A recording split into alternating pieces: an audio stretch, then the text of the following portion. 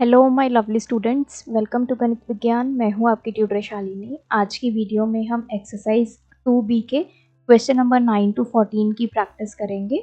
Notes के लिए हमारी वेबसाइट ganitviggyan.in पे विजिट कीजिए, लिंक आपको डिस्क्रिप्शन बॉक्स में मिलेगा। Question number 9, the sum of 12,500 is deposit for 1.5 year compounded half yearly. 12,500 rupees हमने डिपॉजिट किए कितने टाइम के लिए? 1.5 ईयर के लिए। और जो कंपाउंड इंटरेस्ट कैलकुलेट हो रहा है वो हाफ ईयरली के बेसिस पे हो रहा है, मतलब एक साल में 2 बार, या फिर आप बोल सकते हो 6 महीने में एक बार। It amounts to 13,000 at the end of first half year.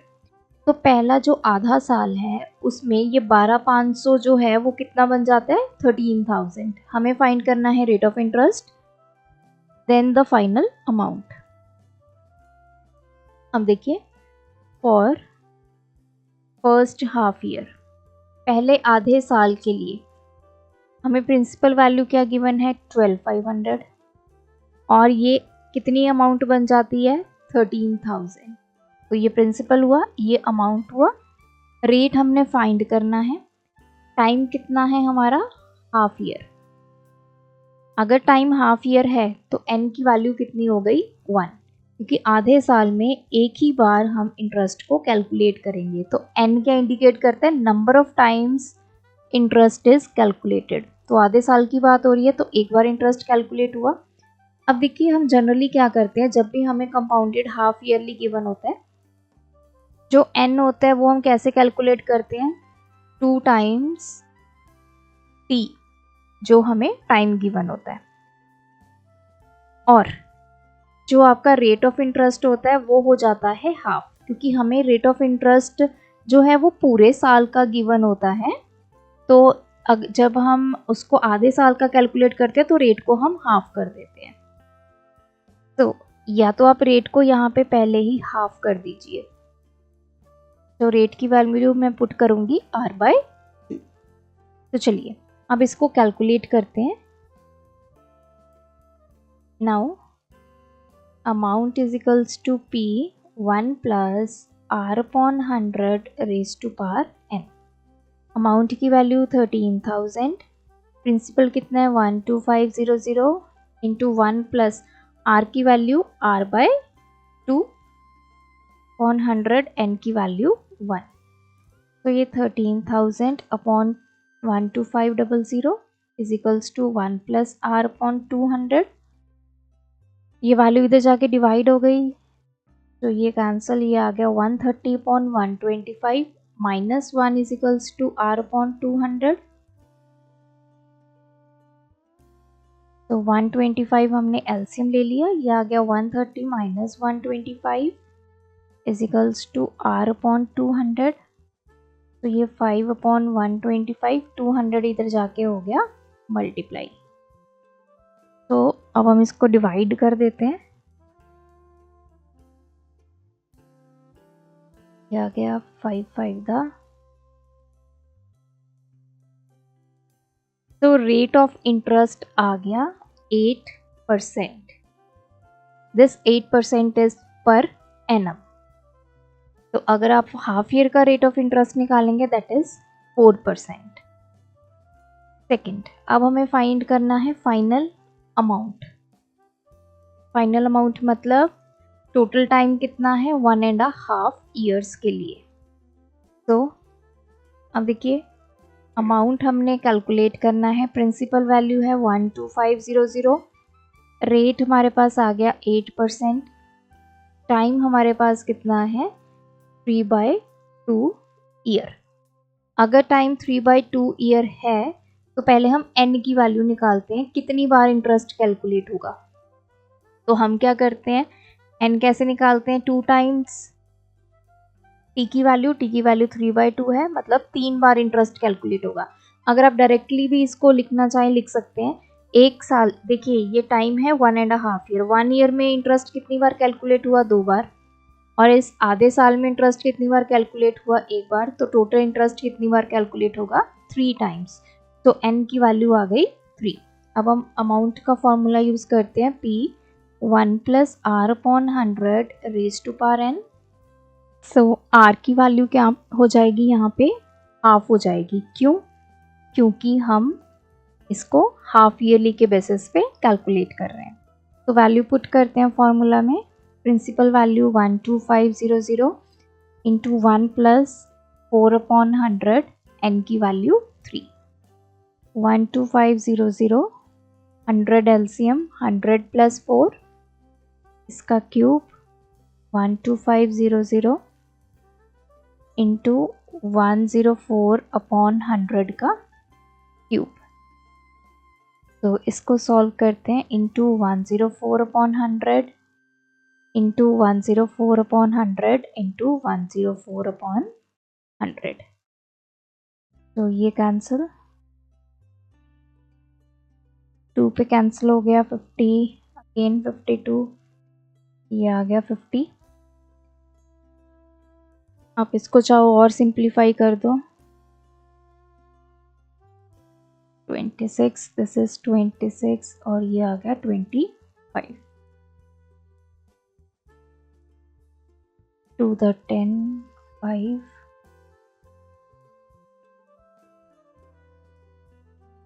चलिए इसको सॉल्व करते हैं। ये आ गया 104 into 26 into 26 divide by 5। So this is 14,060 rupees and 8 पैसा। तो इसने बोला है करेक्ट टू नियरेस्ट रुपी, को रुपी में कन्वर्ट करना है, तो ये आ जाएगा 14,061 रुपीज़। तो जब आपने कंपाउंडेड हाफ ईयरली करना है, टाइम की वैल्यू को डबल कर दीजिए, वो एन की वैल्यू आ जाएगी और रेट हम कर देंगे half. Question 10, the simple interest on a sum of money at 12% per annum for 1 year is rupees 900. Calculate the sum of money. अब देखो क्या गिवन है, सिंपल इंटरेस्ट गिवन है। सिंपल इंटरेस्ट की वैल्यू गिवन है 900, रेट आपको given है 12%, time given है 1 ईयर। हमें फाइंड क्या करना है, सम ऑफ मनी, मतलब प्रिंसिपल वैल्यू हमें फाइंड करनी है। तो सिंपल इंटरेस्ट का फॉर्मूला होता है P into r into t upon 100। Simple interest की वैल्यू 900 गिवन है, P आर कितना है 12, टाइम कितना 1 ईयर अपॉन 100। तो यहाँ से P निकाल लेंगे, ये 100 इधर जाके मल्टीप्लाई हो जाएगा और 12 इधर आके डिवाइड हो जाएगा। तो प्रिंसिपल वैल्यू आ गई 75,000 रुपीज़। अब नेक्स्ट हमें क्या बोला है, कंपाउंड इंटरेस्ट ऑन दिस सम, मतलब ये जो प्रिंसिपल वैल्यू है इस पे हमें अब कंपाउंड इंटरेस्ट कैलकुलेट करना है। तो प्रिंसिपल वैल्यू कितनी है 7500 रुपीज़ फॉर 1 ईयर। टाइम कितना है 1 ईयर है। Payable half yearly at same rate, rate कितना है 12%, लेकिन इसने क्या बोला है कि कंपाउंड इंटरेस्ट कैसे पे हो रहा है, हाफ ईयरली। तो हाफ ईयरली है, मतलब एक साल में 2 बार इंटरेस्ट लगेगा। तो हमें यहाँ पे पहले तो n की वैल्यू कैलकुलेट करनी है और एक r की वैल्यू। जब भी हाफ ईयरली गिवन हो, ये 2 वैल्यूज आपको कैलकुलेट करनी है। n की वैल्यू कैसे कैलकुलेट करते हैं, 2 इंटू जितना आपको टाइम गिवन है। तो ये कितना आ जाएगा 2 इंटू 1 दैट इज 2, मतलब एक साल में 2 बार आपका इंटरेस्ट कैलकुलेट होगा। And what about the value for r, r की वैल्यू को हम कर देते हैं हाफ। तो कितना गिवन है 12, इसको 2 से डिवाइड करेंगे तो ये आ गया 6%। पूरे साल का रेट ऑफ इंटरेस्ट 12% है, तो हाफ ईयरली का कितना होगा 6%। अब फॉर्मूला हमारा है amount is equals to P 1 plus r upon 100 raise to power n। इसमें वैल्यूज पुट करते हैं। P की वैल्यू 7500 इंटू 1 प्लस आर कितना है 6% अपॉन 100, n की वैल्यू कितनी है 2। तो दिस इज 7500। 100 एलसीएम आ गया, 100 प्लस 6 का स्क्वायर,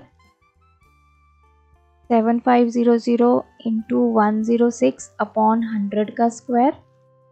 तो ये आ गया 7500 इंटू 106 upon 100 into 106 upon 100.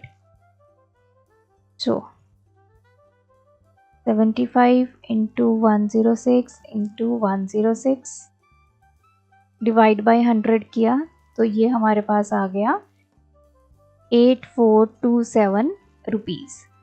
ये तो हमारी आई अमाउंट। अब हमने कंपाउंड इंटरेस्ट कैलकुलेट करना है। कंपाउंड इंटरेस्ट का फॉर्मूला क्या होता है? अमाउंट में से प्रिंसिपल सब्ट्रैक्ट कर दो 8427, प्रिंसिपल कितना है 7500, तो ये आ जाएगा 927 रुपीज़।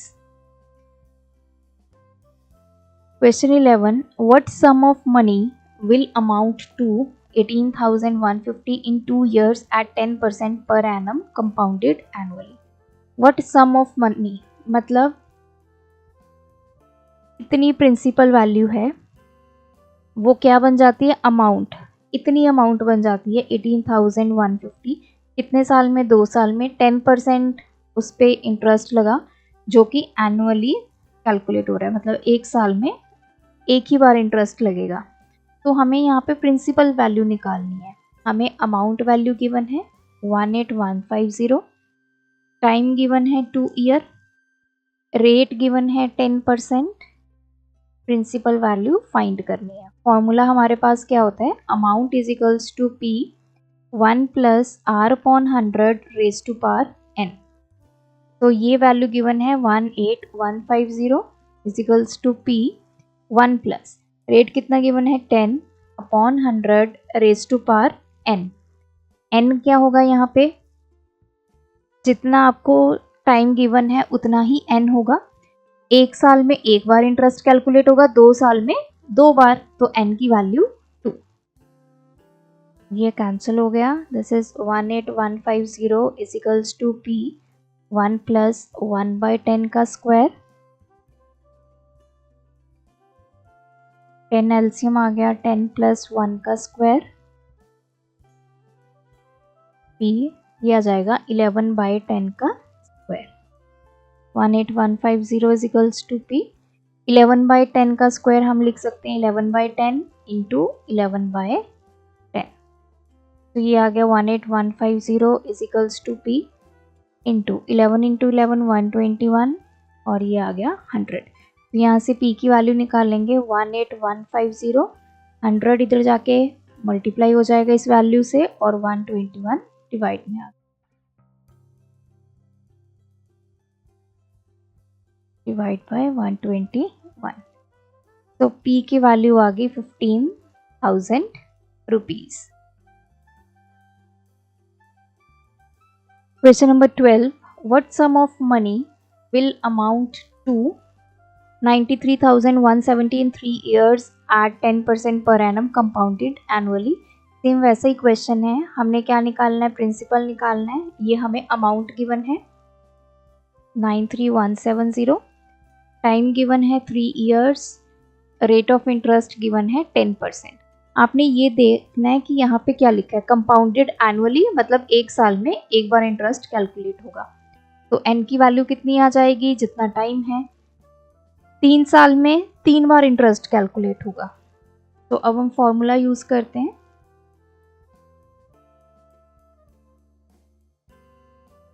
अमाउंट की वैल्यू 93,170, प्रिंसिपल वैल्यू हमें निकालनी है 1 प्लस आर की वैल्यू 10 अपॉन 100 की पावर 3 पी। तो यहाँ पे 10 एलसीएम यह आ जाएगा 10 प्लस 1 का cube, 93,170 is equals to p 11/10 का क्यूब। पी ये हो जाएगा 11/10 into 11/10 into 11/10। 93,170 is equals to p, तो 121 इंटू 11 1331 अपॉन 1000। तो यहाँ से p की वैल्यू निकालेंगे 93,170 into 1000 upon 1331।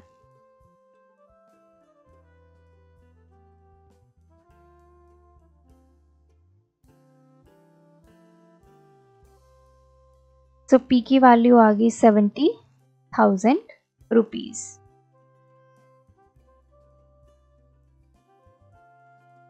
Question 13, on what sum of money will the compound interest for 2 years at 8% per annum be 7488। अब देखिए यहाँ पे हमें पूछा है कि इतनी प्रिंसिपल वैल्यू पे जो कंपाउंड इंटरेस्ट है वो 7488 रुपीज़ हो जाएगा 2 साल के लिए और 8% रेट ऑफ इंटरेस्ट के लिए। और हमें गिवन क्या है, कंपाउंड इंटरेस्ट गिवन है 7488 रुपीज़। टाइम कितना है, 2 ईयर है, रेट कितना है 8%। प्रिंसिपल वैल्यू हमने फाइंड करनी है। कंपाउंड इंटरेस्ट का फॉर्मूला क्या होता है, अमाउंट माइनस प्रिंसिपल। अमाउंट का हमें फॉर्मूला पता है P into 1 plus r upon 100 raise to power n minus ये प्रिंसिपल वैल्यू हो जाएगा। अब देखो मैं यहाँ से अगर प्रिंसिपल कॉमन निकाल लूँ, P कॉमन निकाल लूँ, यहाँ पे क्या बचा 1 plus r upon 100 raise to power n minus 1 बच जाएगा। तो ये बन गया हमारा फॉर्मूला। अब हमें कंपाउंड इंटरेस्ट गिवन है 7488 इजिकल्स टू P की वैल्यू हमने निकालनी है। अब ब्रैकेट के अंदर 1 प्लस आर की value 8 upon 100 raise to power n। n कितना है यहाँ पे 2 ईयर्स। अगर आपको हाफ ईयरली या सेमी एनुअली कुछ भी ऐसा गिवन नहीं है तो मतलब आपने इसको कंपाउंडेड एनुअली ही मानना है। तो 1 साल में एक बार इंटरेस्ट कैलकुलेट होगा तो 2 सालों में 2 बार, तो n की value 2 minus 1 7488 is equals to P। तो यहाँ से 100 एलसीएम आ गया, 100 प्लस 8 का स्क्वायर माइनस 1। आप इसको कैंसिल भी कर सकते हो वैल्यू को, जैसे 8/100 है, इसको आप कैंसिल कर दीजिए जिस टेबल पे ये जाता है। तो 108 अपॉन 100 का square minus 1 7488 is equals to P। चलिए मैं इसको कैंसिल कर देती हूँ, ये चला जाएगा 2 पे चला गया, पहले 50 आ गया, ये आ गया 54, अगेन 2 पे चला गया 25 और ये आ गया 27।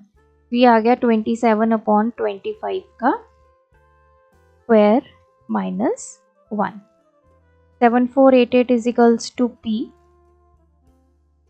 तो इसको कैलकुलेट कर लेते हैं। 27 इंटू 27 का स्क्वायर 729 अपॉन 25 इंटू 25 ये आ जाएगा 625, ये आ गया माइनस 1 7488 इजिकल्स टू P।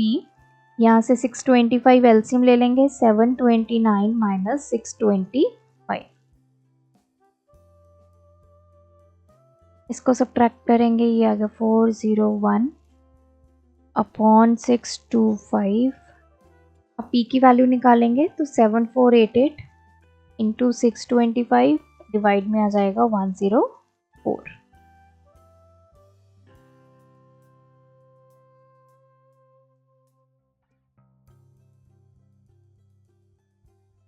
तो ये हमारी कैलकुलेशन आ गई 45,000। This is the value for P।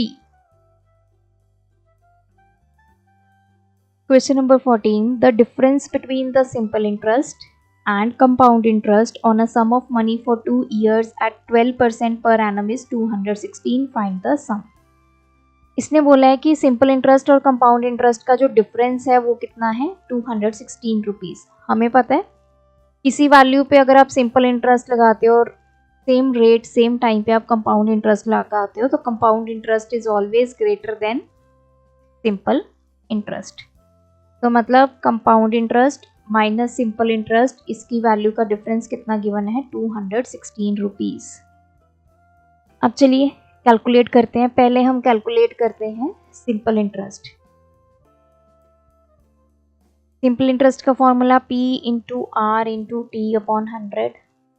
P की वैल्यू x मान लीजिए क्योंकि P हमने फाइंड करना है principal, so let principal value x है। रेट कितना है 12%, टाइम कितना है 2 ईयर्स अपॉन 100। तो ये आ गया 24x/100। अब फाइंड कर रहे हैं हमें कंपाउंड इंटरेस्ट। कंपाउंड इंटरेस्ट का फॉर्मूला हमारे पास क्या होता है, that is amount minus principal. Amount का फॉर्मूला होता है P इंटू 1 प्लस R/100 और ये आ जाएगा -P। यहाँ से मैंने P कॉमन निकाल लिया तो क्या बचा, 1 प्लस R/100 बचा और इधर क्या बच गया, 1। अब देखिए P की वैल्यू हमने x ली है, 1 प्लस रेट ऑफ इंटरेस्ट कितना है 12%/100। What is the value for n, time कितना गिवन है 2 ईयर्स, तो n भी क्या होगा 2 ईयर्स। एक साल में एक बार इंटरेस्ट, 2 साल में 2 बार, तो n की वैल्यू आ गई 2 -1। तो compound interest will be x। यहाँ पे हमने 100 एलसीएम ले लिया, 100 प्लस 12 का स्क्वायर, ये आ गया -1। तो compound interest is equals to x, ये आ गया 112/100 का स्क्वायर -1। तो चलिए 112 इंटू 112, 12544/1234 -1। जो हम यहाँ पे एलसीएम ले लेंगे,